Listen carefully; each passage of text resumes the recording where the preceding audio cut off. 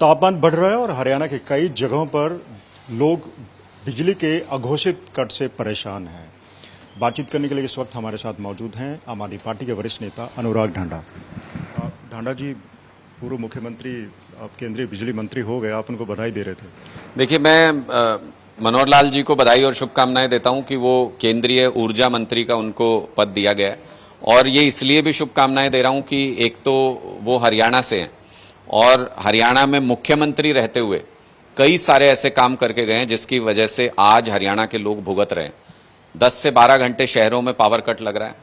हरियाणा के अंदर पावर की कमी है, 1500 मेगावाट की लगभग कमी है, जो बढ़ के अभी धान के सीजन में 2000 मेगावाट तक हो जाएगी। ये सब कुछ मनोहर लाल खट्टर जी की देन है। मुख्यमंत्री रहते हुए 9.5 साल में पावर जनरेशन के लिए उन्होंने कुछ नहीं किया हरियाणा में।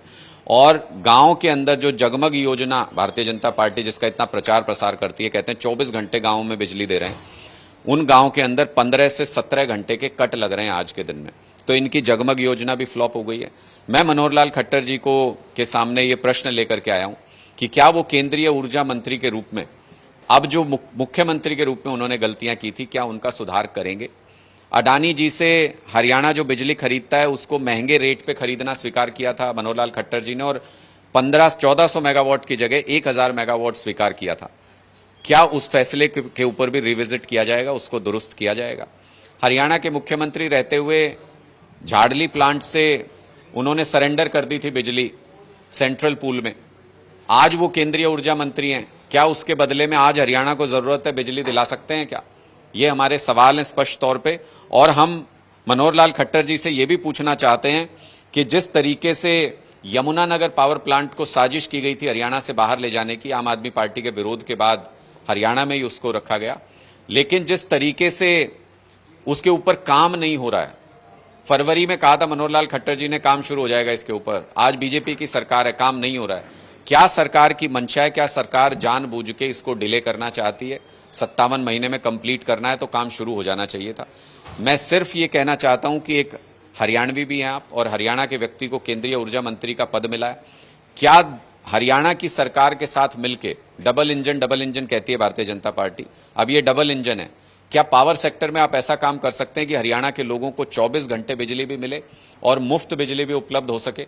3 महीने का समय आपके पास है, उसके बाद हरियाणा की जनता के हाथ में बागडोर होगी।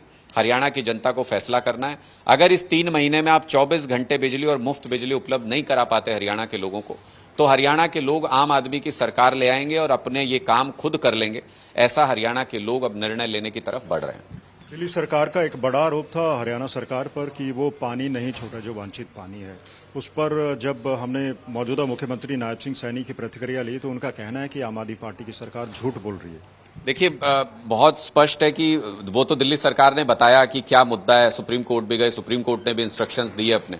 लेकिन क्यों भारतीय जनता पार्टी के ऊपर इस तरीके का संदेह जाता है हर बार? क्योंकि भारतीय जनता पार्टी इस तरह की घटिया राजनीति करती है, पहले से करती आई है। जब बाढ़ का समय आया तो दिल्ली की तरफ पानी डाइवर्ट कर दिया, सबने देखा कैसे साजिश की कि दिल्ली के लोग डूब जाएं किसी तरीके से। अब जब गर्मी का वक्त आया, जब पानी की कमी है, मौसम इतना गर्म है, तो अब ये प्यासा मारना चाहते हैं दिल्ली के लोगों का। अरे भाई, दिल्ली में भी भारत के ही लोग रहते हैं, दिल्ली के लोगों ने भारतीय जनता पार्टी को भी वोट दिया है, दिल्ली हमारा पड़ोसी राज्य है, तो दिल्ली के लोगों के ऊपर भी तरस खाइए। सिर्फ अपने राजनीतिक द्वेष के चलते आप दिल्ली के लोगों से बदला लेने की नीयत हमेशा मत रखिए। मेरा सिर्फ यही कहना है, सुप्रीम कोर्ट भी ये कह चुका है कि जो हिमाचल से पानी आ रहा है उसको दिल्ली तक पहुंचाना वो हरियाणा सरकार की भी जिम्मेदारी है। उसको कम से कम पीने का पानी नहीं रोकना चाहिए। मुझे लगता है कि उससे बहुत ज्यादा नुकसान लोगों का होता है, लोग बहुत परेशान होते हैं। और भारत की जनता तो एक ही है, भारत देश तो एक ही है, तो हमारी जिम्मेदारी ये भी बनती है कि एक अच्छे पड़ोसी होने के नाते हम वहां तक वो जिम्मेदारी निभाएं। नायब सिंह सैनी, सरकार अल्पमत में है, कांग्रेस इस मामले को उछाल रही थी, लेकिन अभी तक फ्लोर टेस्ट की मांग नहीं की गई, आप करेंगे? देखिए, अब हरियाणा में विश्वास खो चुकी है भारतीय जनता पार्टी, इसमें कोई संदेह नहीं है।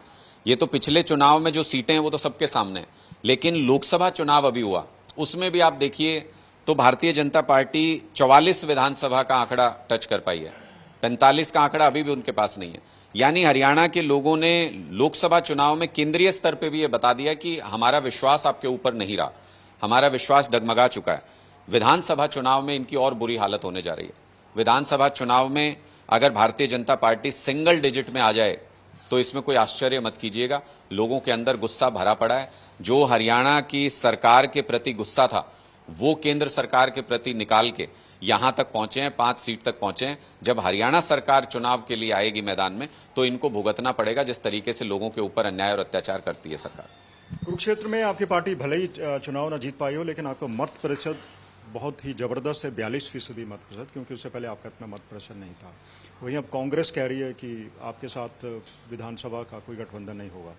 आप इसे कैसे देखते हैं और अगली तैयारी कैसे रहेगी? देखिए, वो क्या कह रहे हैं वो तो वही जानते हैं। हमारा बहुत इस पे स्पष्ट निर्णय है कि आम आदमी पार्टी ने कल समीक्षा बैठक में ये तय किया है कि एक एक बूथ के ऊपर हम अपनी तैयारी को मजबूत करेंगे। पूरे हरियाणा के एक एक बूथ तक अपनी तैयारी को लेके जाएंगे, अपनी विचारधारा को लेके जाएंगे।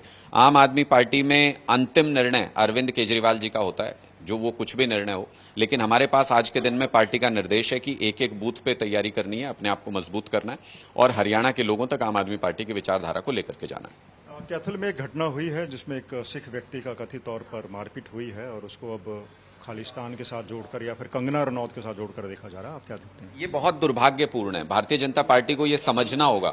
लोगों ने चुनाव में मत के जरिए भी, वो 400 सीट मांग रहे थे, लोग उनको 240 तक ले आए। लोगों ने चुनाव के जरिए भी बताया कि आप जो डायरेक्शन में चल रहे हो वो ठीक नहीं है। हिंट देने की कोशिश की है लोगों ने। कंगना रनौत जी कोई सड़क चलते व्यक्ति नहीं है। वो आज के दिन में भारतीय जनता पार्टी की लोकसभा सांसद हैं, तो उनको भी जिम्मेदारी के साथ बोलना सीखना पड़ेगा।